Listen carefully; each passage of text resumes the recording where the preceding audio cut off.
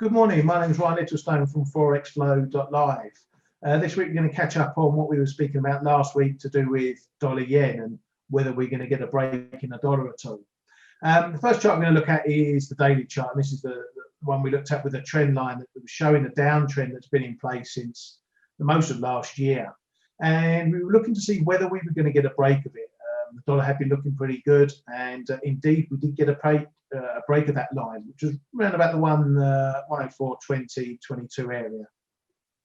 Now we got the break of that line, but what happened is we didn't follow through. And this was the big worry I had, where we had this theme in the market where the market was looking for inflation to be coming in, and whether the Fed would then be forced to tighten earlier or reduce policy earlier than expected. And so it really got pushed up there because we saw US yields rising. The 10-year yield got up into the 1.18%. That was a break from over 1%. And what happened is we got this break, it went up, it broke the line, but it couldn't sustain it. And then what happened is that since we've seen it fall the way back down.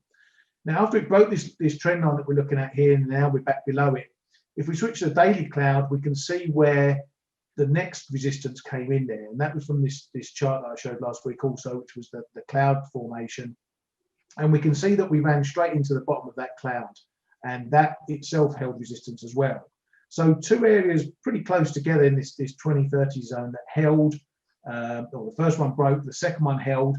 It's pushed the price right back down again.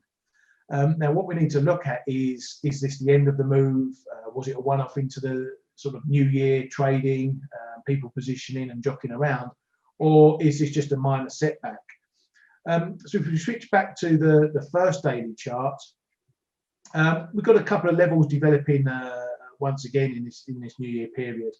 We had the move above the trend line, we say, then we had the dip back below. That stopped around 103.50, so that's given us a bit of a marker in the support area where we're going to look at what's happening next.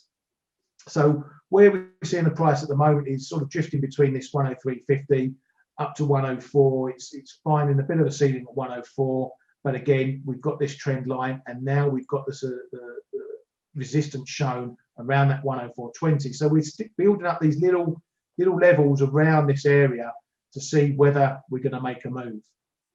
Now, if we get a push under 103.50, that's going to reduce this trade even further, or thoughts about this inflation trade, at least in the short term. And we could see another run below 103 down to the 102s. And if that happens, then that keeps this trend well in place, this downtrend that we've seen from the latter part of last year well in place.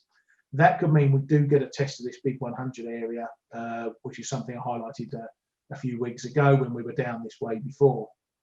So there's a lot in the mix at the moment. Now, one of the things we were looking at last week, towards the end of the week, was the Fed Chairman Powell. He had a speech going on talking about inflation, and some of his comments were pretty much along the same lines as he always is: keeping things easy, keeping accommodative, keeping rates low for a long period. But what he did touch on was that if there's troublesome inflation, that's probably the only time they would look to hike, which sort of makes a mockery of the average inflation targeting that they've got in place, because the market now wants to know, well, where's your pain level? Is inflation at 2%, 2.5%, 3%, 4%? Where is the pain level that denotes troublesome inflation? And that's something that may be developing in the market later on down the line. If we see inflation pushing up, the market will start to ask the question, well, where is your pain threshold? If you're not going to move rates until inflation is averaging 2%, what happens if inflation goes to 4% and your average is 1.5%? And that's something that maybe not right now, but something for the future we need to keep an eye on, because again, that'll bring the inflation players back in, the inflation hawks back in, and they'll be pushing to see what the Fed does. So for the short term, for this week at least, we're going to watch this small range that we've got here, 103.50, 104, with the upside 104.20, 104.30. A break of either of those edges is going to bring the direction that's likely to carry on. So that's what we're looking for this week. And as always, I wish you all the best and I wish you good luck.